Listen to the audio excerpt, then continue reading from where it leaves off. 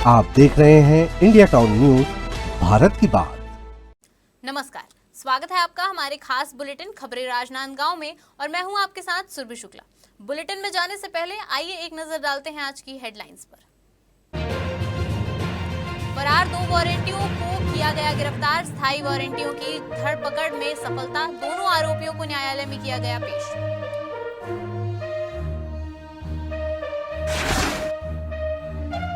PTS में 38वां दीक्षांत समारोह, प्रशिक्षु जवानों ने पीटीएस परेड में दिखाई दक्षता, आईजी बालाजी राव ने दी प्रशिक्षुओं को बधाई। चैत्र नवरात्रि की तैयारियों में जुटा प्रशासन, पदयात्रा और सुरक्षा की तैयारियां हुई शुरू, रेल और सड़क पर भक्तों की सुविधा सुनिश्चित। बच्चे बने हेल्थ इंस्पेक्टर, स्कूल में पानी और लंच की जांच, स्वस्थ आहार स्वस्थ जीवन बच्चों की पहल।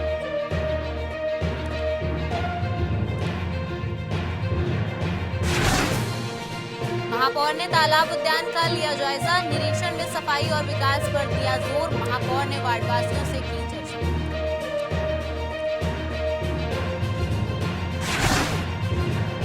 तो चलिए अब खबरों की शुरुआत करते हैं।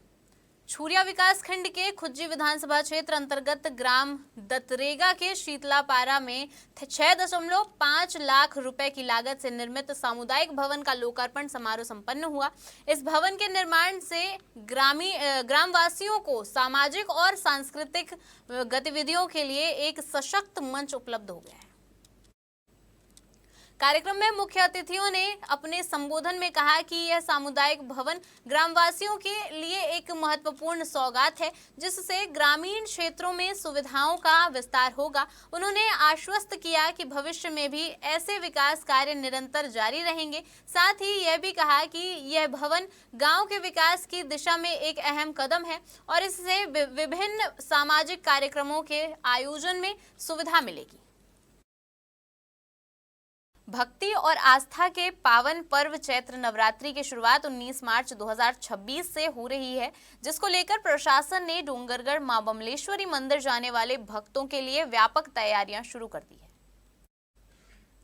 दरअसल लाखों श्रद्धालु और पदयात्री डोंगरगढ़ स्थित मां बमलेश्वरी मंदिर तक पैदल यात्रा करते हैं। इसलिए प्रशासन ने पदयात्रा मार्गों को चिन्हित कर योजना बनाई है। पदयात्रियों के लिए रास्ते पर सेवा पंडाल, पेयजल, आराम और चिकित्सा सुविधाएं उपलब्ध करवाई जाएगी।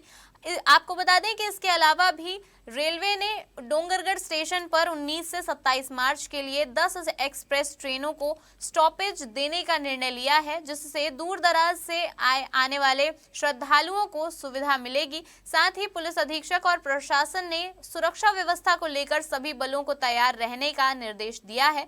इस तरह प्रशासन और पुलिस की व्यापक तैयारियों के बीच श्रद्धालु निश्चिंत होकर डोंगरगढ़ स्थित मां बमलेश्वरी मंदिर की ओर अपनी भक्ति और आस्था की यात्रा की शुरुआत करेंगे।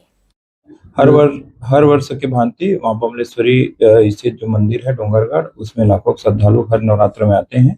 अभी चौथ नवरात्र को देखते हुए आदरणीय एसपी मैडम के दिशा निर्देश और मार्गदर्शन और उनके नेतृत्व में जितने भी स्थल हैं सभी का मुआयना मैडम के द्वारा किया गया है और सभी जगह बारीकी से पहले भी ड्यूटी स्थल लगता था, उसमें कुछ भी जो भी सुधार और आवश्यक जो गुंजाइश है उसको करते हुए पुनः बल स्थापित किया जा रहा है। इसमें लगभग 1300 बल पुलिस के तैनात किए जा रहे हैं, जिसमें से 15 से 20 राजपत्रित अधिकारी रहेंगे, शेष निरीक्षक, सब इंस्पेक्टर और नीचे आरक्षक और प्रधान आरक्षक स्तर के अधिकारी तैनात किए जा रहे हैं। इसमें मुख्य रूप से जो पूरा व्यवस्था है उसको 4-5 जोन में बांटा गया है, जिसमें मूलतः पहला जोन जो ऊपर मंदिर और सीढ़ी की व्यवस्था है, जिसको जोन 1 करके माना गया है। इसके अलावा जो क्षीर पानी और मेला और प्रांगण का एरिया है, जहाँ लोग होल्डिंग एरिया रहते हैं, भंडारा के एरिया, उसमें बांटा गया है। इसके साथ ही साथ जो चूंकि लंबा रूट है अंजोरा से लेकर के डोंगरगढ़, उसको अलग अलग सेक्टरों में बांटा गया है। राजनांदगांव के पेंड्री क्षेत्र में प्रधानमंत्री आवास योजना के मकानों को लेकर गंभीर मामला सामने आया है। जी हां, यहां पात्र हितग्राहियों को आवास मिलने के बजाय कथित रूप से अवैध कब्जा कर लिया गया है। इसके चलते एक गरीब मां और उसका बेटा खुले आसमान के नीचे नाले के किनारे रहने को मजबूर है। स्थानीय लोगों के अनुसार मकान पर किसी अन्य व्यक्ति द्वारा कब्जा किया गया है, जबकि असली हितग्राही आज भी अपने हक के घर से वंचित हैं। मजबूरी में मां बेटा नाले के पास अस्थायी रूप से जीवन यापन कर रहे हैं, जिससे उनकी सुरक्षा और स्वास्थ्य पर गंभीर खतरा है। स्थानीय लोगों का कहना है कि यह कोई पहला मामला नहीं है। इससे पहले भी पेंड्री क्षेत्र में प्रधानमंत्री आवासों पर अपात्र लोगों के कब्जे की शिकायतें सामने आ चुकी हैं। प्रशासन को ऐसे मामलों में कार्रवाई के निर्देश भी दिए गए थे। दरअसल प्रधानमंत्री आवास योजना का उद्देश्य गरीब और जरूरतमंद परिवारों को पक्का और सुरक्षित घर उपलब्ध कराना है, लेकिन जमीनी स्तर पर लापरवाही और अनियमितताओं के कारण वास्तविक हितग्राही आज भी दर दर भटकने को मजबूर है। राजनांदगांव के जिला कलेक्टर साहब के पास एक ऐसा आवेदन आज प्रस्तुत हुआ है जिसको लेकर के आपके भी दिल दहल जाएंगे। आपको बता दें, बुजुर्ग मां और बेटे ये दोनों को एक घर नगर निगम द्वारा आवंटित किया गया है, ये बताया जा रहा है। आवंटित कब का हुआ है, कैसे हुआ है, किस प्रक्रिया के तहत में हुआ है, ये जांच का विषय है। मगर बड़ी बात ये है कि जब इन्हें जो प्रधानमंत्री आवास के तौर पर जो मकान इनको आवंटित किया गया है, वो आवंटित करने के बाद तकरीबन 1 साल से ही ये माँ बेटे जो हैं उनके घर पर ताला लगा हुआ है। अब ताला किसने लगाया ये सवाल है। अभी हमारे साथ में पीड़ित मौजूद है। जी, क्या नाम है आपका? आपका नाम क्या है? मेरा नाम बोलिए। आप बात कर पाएंगे? आपका नाम क्या है? शांता। शांता। हाँ। कहाँ है घर आपका? हाँ। पेंड्री। पेंड्री में है। कब मिला था घर? मेरे को याद नहीं रहता। याद नहीं। कब्जा कौन किया है?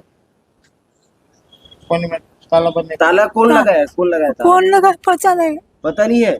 कब से लगा है ताला? 1 साल हो गया है? ओ 1 साल से ताला लगा है। तो आप लोग रहते कहाँ हो? नाली के पास वो कपड़ा बांध के रहते।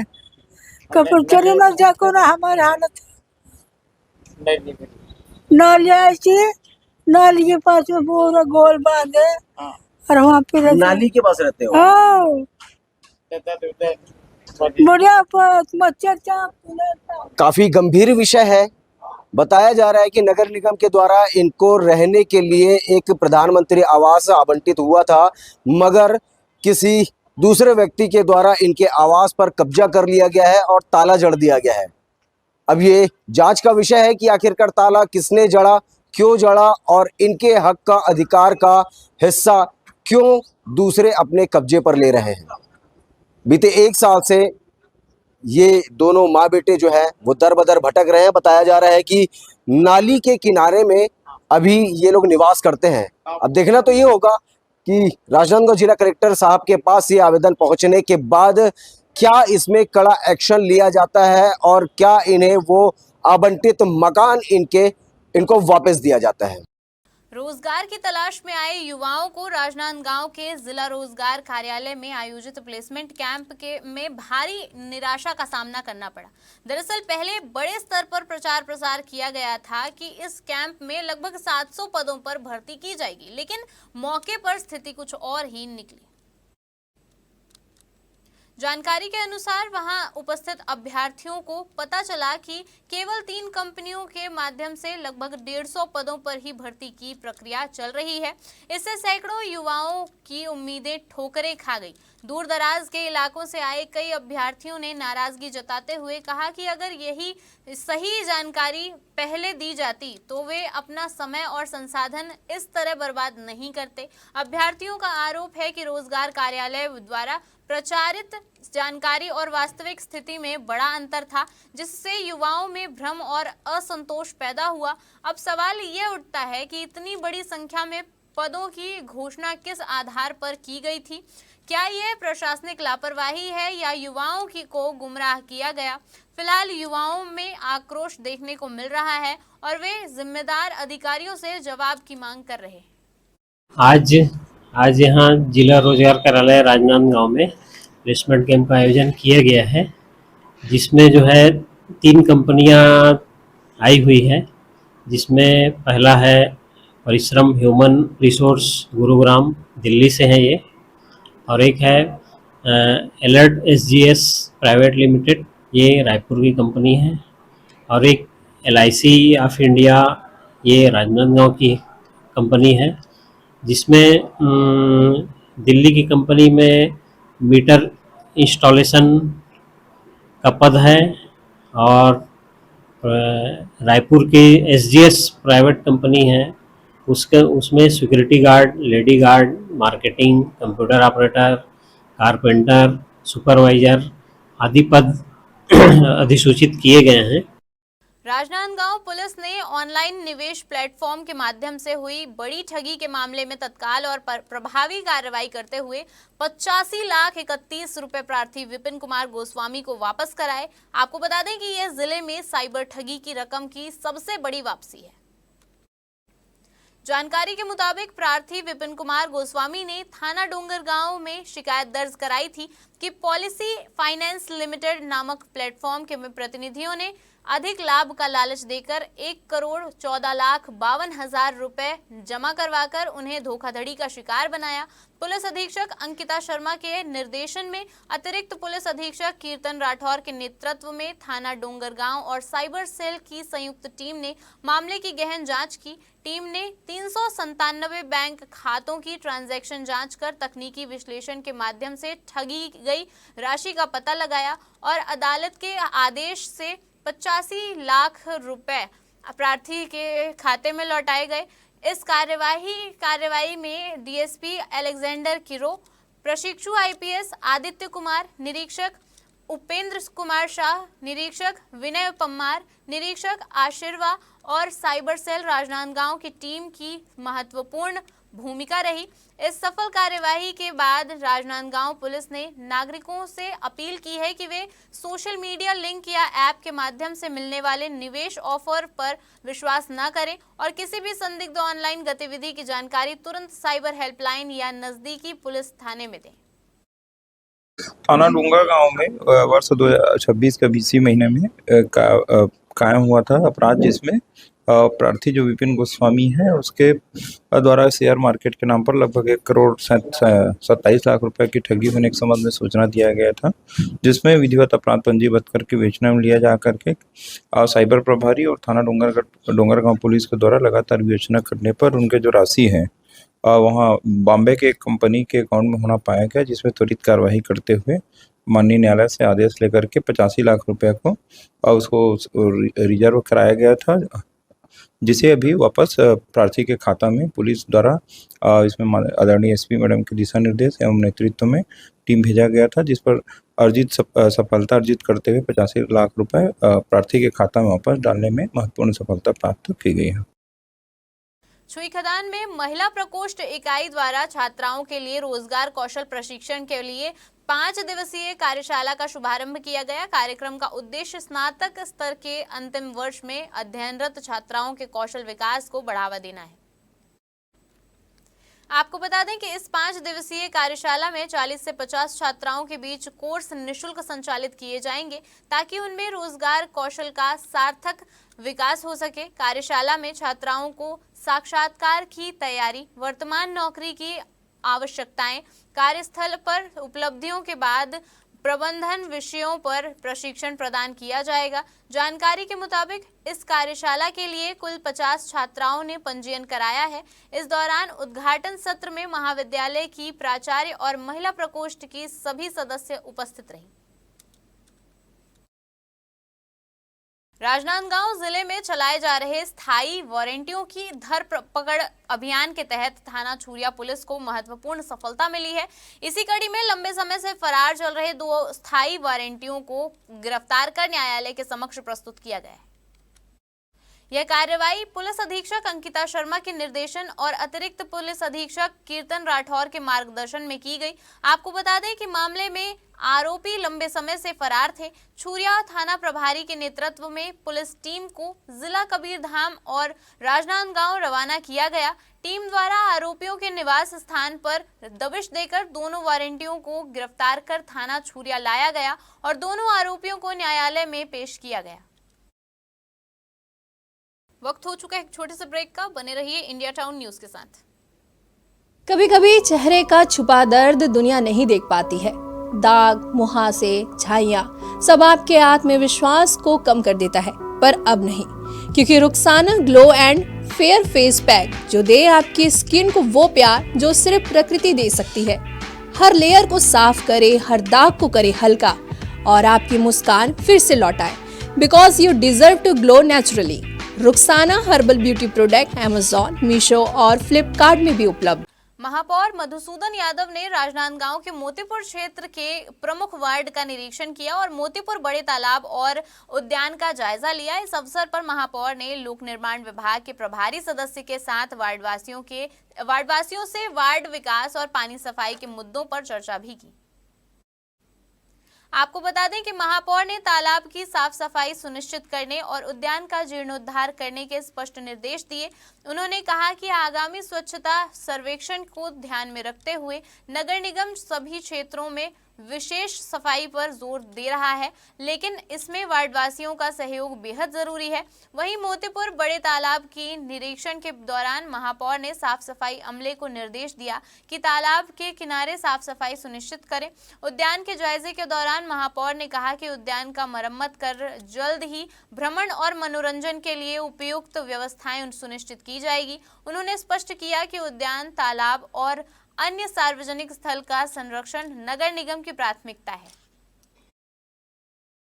जिला कोसरिया यादव महासभा द्वारा आगामी यादव महाअधिवेशन, यादव मेला और सम्मान समारोह की तैयारियों को लेकर महत्वपूर्ण बैठक आयोजित की गई। बैठक में यादव महाअधिवेशन को सफल बनाने के लिए विस्तृत चर्चा की गई और सभी पदाधिकारियों को जिम्मेदारियां सौंपी गई। बैठक में जिले के 17 सर्किलों के पदाधिकारी शामिल हुए। इस दौरान संगठन प्रभारी भोला यादव ने जानकारी देते हुए बताया कि सभी सर्किलों के पदाधिकारियों से अपने अपने क्षेत्रों में बैठक आयोजित कर अधिक से अधिक संख्या में समाज के लोगों को महाअधिवेशन में शामिल करने का आह्वान किया गया है, ताकि यादव समाज की एकता और संगठन शक्ति का प्रदर्शन हो सके। इस मौके पर जिला संरक्षण सहित पदाधिकारियों ने अपने उद्बोधन में समाज के लोगों से अधिक संख्या में उपस्थित रहने की अपील की है। राजनांदगांव जिले के पंचायत महाराजपुर अंतर्गत भोथी पारकला गांव से बड़ी खबर सामने आई है, जहां शासकीय भूमि पर अवैध अतिक्रमण को लेकर ग्रामीणों में भारी आक्रोश देखने को मिल रहा है। यह मामला स्कूल और गौठान की जमीन से जुड़ा हुआ है। आरोप है कि कुछ लोगों ने इन सार्वजनिक उपयोग की जमीनों पर अवैध कब्जा कर निर्माण कार्य कर लिया है। जानकारी के अनुसार ग्रामीणों ने इस मामले की शिकायत 17 जुलाई 2025 को जिला प्रशासन के सामने की थी। प्रशासन ने तत्काल कार्रवाई करते हुए अतिक्रमण पर स्थगन आदेश भी जारी किया था। इसके बावजूद आरोपी रामदास और गंगाराम ने न्यायालय के आदेश की परवाह किए बिना निर्माण कार्य जारी रखा और उसे पूरा कर लिया। इसी मुद्दे को लेकर आज लगभग 200 ग्रामीण जिला कलेक्टर कार्यालय पहुंचे और ज्ञापन सौंपा। ग्रामीणों का कहना है कि अगर जल्द अतिक्रमण नहीं हटाया गया तो वे स्वयं कदम उठाने के लिए मजबूर होंगे। गांव के सरपंच ने भी प्रशासन को चेतावनी दी है कि ऐसी स्थिति में किसी भी प्रकार की घटना की पूरी जिम्मेदारी जिला प्रशासन की होगी। अतिक्रमण के संबंध में जिला कलेक्टर में आवेदन देने के लिए पहुंचे हैं और ये अतिक्रमण लगभग 6 महीने से ऊपर हो चुका है। इसके पूर्व कलेक्टर के यहाँ आवेदन दे चुके हैं, एसडीएम में दे चुके हैं, थाना में दे चुके हैं, एसपी कलेक्टर सभी दे चुके हैं। उसके बाद स्थगन आदेश भी जारी हो चुका है। स्थगन आदेश को नकारते हुए अतिक्रमणकारी व्यक्ति जो है वो गांव वाले को चुनौती देता है कि मैं नहीं हटाऊंगा, और हम लोग चाहते हैं हमारे ग्रामवासी उसको उस जगह हटा करके हम ग्रामवासी नया जगह चुनो, ग्रामवासी नया जगह आबादी भूमि प्रस्तावित कर चुके हैं, वहां हम लोग बसाना चाहते हैं, लेकिन अतिक्रमणकारी वहां बसने के लिए इनकार है। इसीलिए हम लोग पूरा गांव आज कलेक्टर के यहाँ जनदर्शन में ये अतिक्रमण हटाने के लिए आवेदन प्रस्तुत करने के लिए आए हम। ये के लिए जानकारी के लिए है नहीं, 1-2-3 बार दिया है यहाँ नोटिस, अभी कुछ नहीं किया अभी तक, और 2-3 बार पंचायत से दे दिए हैं उसको नोटिस हम लोग, समझे नहीं। तो आप गांव के सरपंच हैं, आपने कोशिश नहीं की अतिक्रमण हटाने की? कोशिश किया सर, नहीं माने तो क्या करें उसको। 3 बार तो नोटिस दिया उसको मैं, कोई ध्यान नहीं कर रहा है। उसके बाद स्टे लगा था, स्टे में भी कुछ नहीं किया, और बंद नहीं किया। स्टेट बेल में निर्माण चालू कर दिया। पहले भी कलेक्ट्रेट में आप लोगों ने ज्ञापन दिया है, कोई कार्रवाई नहीं की? कुछ कार्रवाई नहीं की, कुछ कार्रवाई नहीं किया अभी तक, कुछ नहीं किया था। बस इस तरह बस आज बड़ी संख्या में आए हैं, आज क्या कहेंगे कलेक्टर? आज वो कलेक्टर तोड़ाने के लिए आए हैं, तोड़ना चाहिए, फिर जगह साफ होना चाहिए, वहाँ फिर कोई दूसरा बच जाएगा, क्या काम आएगा, फिर खराब हो जाएगा। विषय ये है, हम लोग ग्राम भूतीपार कला से है, पूरा समस्त ग्रामवासी आए हैं। मुख्य विषय ये है कि अतिक्रमण और घास जमीन में अतिक्रमण करे हुए है, जेकर परिप्रेक्ष्य में हम लोग हमन पूरा पूर्व में आवेदन प्रतिवेदन जिला कलेक्ट्रेट एसडीएम तहसील कार्यालय में प्रतिवेदन सौंप चुके हैं, और विधिवत ये सभी कार्यालय से स्थगन आदेश मतलब जारी करे कि अतिक्रमण हटाओ कर। पर भी जो गांव में जो अतिक्रमण 5-6 लोग जो करे हैं, ये अभी तक अतिक्रमण ला हटाए नहीं है, बल्कि गांव वाले मनो जब हटा करके निवेदन करसन तो वो गांव वाले मतलब चुनौती देते हमन। ये है मुख्य समस्या। अतिक्रमण करे है जो स्कूल जो जगह है वो घास जगह है, वो जगह अतिक्रमण करे हुए है, वहीं पर लगे हुए गांव के गौठान भी है और बहुत जगह कमी होते जाते। राजनांदगांव जिले के डोंगरगांव थाना पुलिस ने प्रज्ञा महिला स्व सहायता समूह से जुड़ी एक बड़ी धोखाधड़ी का खुलासा करते हुए समूह की अध्यक्ष गणेशियाबाई बघेल को गिरफ्तार किया है। आपको बता दें कि आरोपी महिला 2 साल से फरार चल रही थी। पुलिस के अनुसार आरोपी महिला ने समूह की अन्य सदस्यों को अंधेरे में रखकर समूह के नाम पर बैंक से कुल 8,85,000 रुपए का लोन लिया, लेकिन इस राशि को समूह के खाते में जमा करने के बजाय उसने इसे अपने निजी स्वार्थ के लिए खर्च कर दिया। आरोपी ने इस रकम से टीवी, फ्रिज, कूलर खरीदे और शेयर मार्केट में निवेश किया, जबकि समूह की महिलाएं इस धोखाधड़ी से अनजान थी। पूछताछ के दौरान गणेशियाबाई ने अपना जुर्म कबूल किया और इसके साथ ही बताया कि उसने पैसा घर की मरम्मत, घरेलू उपयोग और शेयर मार्केट में लगाया। मामले में आरोपी महिला को गिरफ्तार कर न्यायिक हिरासत में भेज दिया गया है। वर्ष 2024 में स्व सहायता समूह जो डोंगरगढ़ थाना क्षेत्र अंतर्गत संचालित थे, उसके जो अध्यक्ष थे उसके द्वारा लगभग 8,25,000 रुपए गबन करके जो समूह की पैसा है उसको लेकर के भाग गई थी महाराष्ट्र, और उसका लगातार पुलिस टीम के द्वारा पतासाजी कर रहे थे।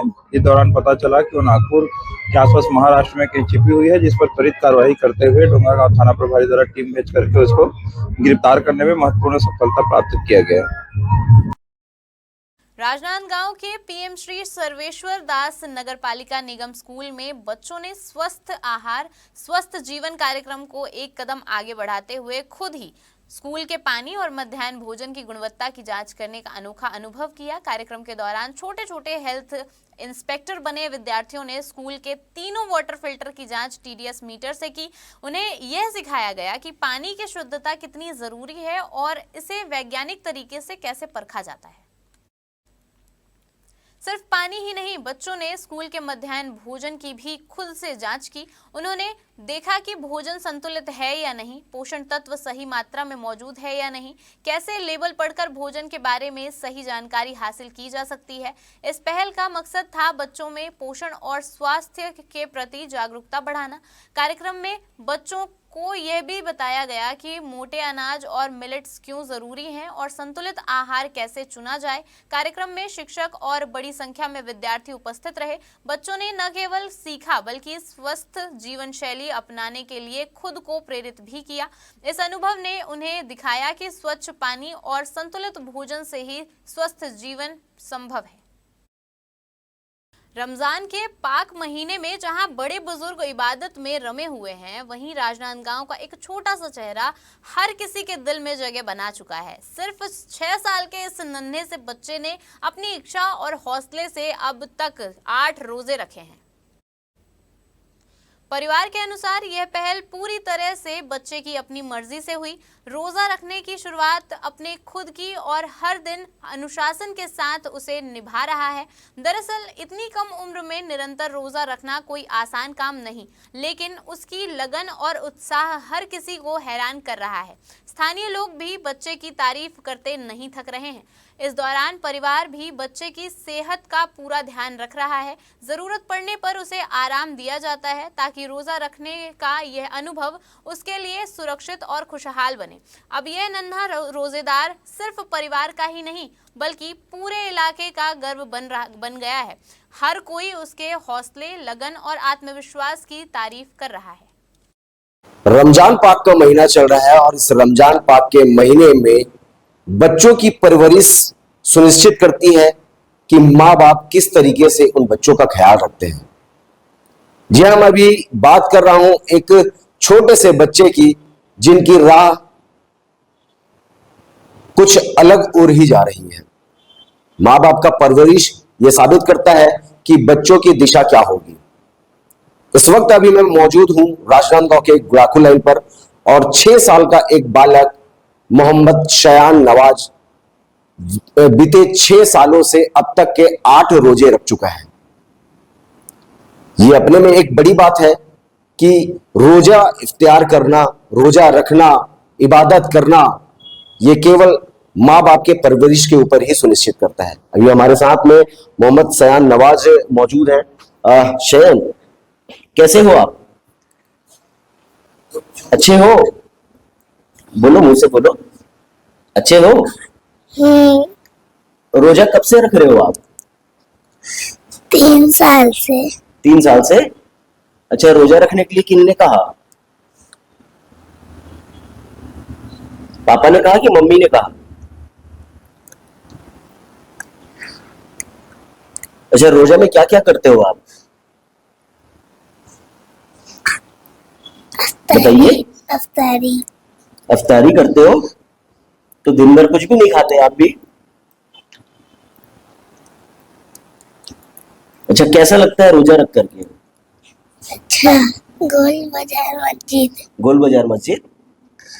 देखिए, कहीं ना कहीं ये अपने में एक काफी बड़ी बात है कि बच्चों का परवरिश यही सुनिश्चित करता है कि बच्चों की परवरिश के लिए जो माँ बाप मेहनत करते हैं और जो जिस प्रकार से उन्हें शिक्षा देते हैं, ये वही एक शिक्षा का नतीजा है कि मोहम्मद रेहान नवाज जो है, शयान नवाज जो है, वो बीते 6 सालों से अब तक के 8 रोजे रख चुका है।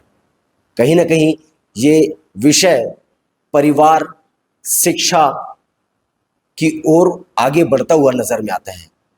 इनके पिताजी से भी बात करेंगे कि आखिरकार रोजा रखने का इनका मकसद क्या है और इतनी कम उम्र में किस प्रकार से वो अपने बच्चे को इस लायक बुना है। कैमरा पर्सन विश्वनाथ देवांगन के साथ India town news, Saurabh Tamrakar, Rajnandgaon. आज पुलिस प्रशिक्षण विद्यालय यानी कि पीटीएस राजनांदगांव में 38वां दीक्षांत समारोह और पासिंग आउट परेड का भव्य आयोजन किया गया, जिसमें पुलिस विभाग के प्रशिक्षु जवानों ने अपनी कठिन प्रशिक्षण अवधि के सफल समापन का जश्न मनाया। इस कार्यक्रम के मुख्य अतिथि के रूप में राजनांदगांव जिले रेंज के आईजी बालाजी राव उपस्थित रहे और उन्होंने प्रशिक्षुओं को उनकी इस महत्वपूर्ण उपलब्धि के लिए बधाई दी। मुख्य अतिथि ने कहा कि कठिन अनुशासन, धैर्य और समर्पण के साथ प्रशिक्षण पूर्ण कर युवा पुलिसकर्मी कानून व्यवस्था की रक्षा और जनता की सेवा में अहम भूमिका निभाएंगे। समारोह की शुरुआत ध्वजारोहण से हुई। इसके बाद प्रशिक्षुओं ने परेड में फॉर्मेशन, कदम ताल और सुरक्षा आधारित अभ्यास प्रस्तुत किया, जिसे सराहनीय और अनुशासित बताया गया। कार्यक्रम की अगली कड़ी में अधिकारियों और अतिथियों ने परेड का निरीक्षण किया और योग्य प्रशिक्षुओं को प्रमाण पत्र प्रदान किए। 2016 में मैं सलाह के सर मेरे को 55 से ले गए थे और मैं पुलिस में आके मेरा परिवार भी अच्छी है, मेरे बच्चे भी अच्छे हैं, सभी टेंशन नहीं। मैं पहले छोटी समय में डर की वजह से उधर नक्सली में चली गई थी। उधर जाके थोड़ा मेरा दिमाग विकसित होते समय मेरे को ना वहाँ रहने का मन नहीं है, इसलिए मैं छोड़ के आ गई, आके सरेंडर की। उसके बाद मेरे को सरकार नौकरी दी, अभी घर परिवार के साथ मैं शादी रही। मैं तो अभी यहाँ आके करीबन 10 साल हो गए। 2016 में सरेंडर किया हूँ। यहाँ जैसे पुलिस में आया, सरकार जो हमारा जो आत्मसमर्पण नीति बनाई उस हिसाब से हमको एकदम अच्छा जीवन दान दे दिया है। इस आरक्षक पद से मैं बहुत खुश हूँ। जो शासन मेरे को पुलिस आरक्षक में भर्ती की, अब कांस्टेबल भी बन गया। आज जो है पुलिस प्रशिक्षण विद्यालय राजनांदगांव में 223 प्रशिक्षणार्थियों का पासिंग आउट परेड का आयोजन था और इसमें 153 पुरुष हैं और 70 महिलाएं हैं। और विशेष बात यह है कि इसमें आत्मसमर्पित नक्सली भी हैं और नक्सल पीड़ित सदस्य भी हैं। तो एक गरिमामय आयोजन में ये पासिंग आउट परेड संपन्न हुई है और इसके बाद फिर ये अपने अपने इकाइयों में जाएंगे जो मुख्यतः नक्सल प्रभावित क्षेत्र हैं। तो इनको शुभकामनाएं। हमारे खास बुलेटिन खबरें राजनांदगांव में फिलहाल इतना ही। देखते रहिए इंडिया टाउन न्यूज, भारत की बात। नमस्कार। आप देख रहे हैं इंडिया टाउन न्यूज, भारत की बात।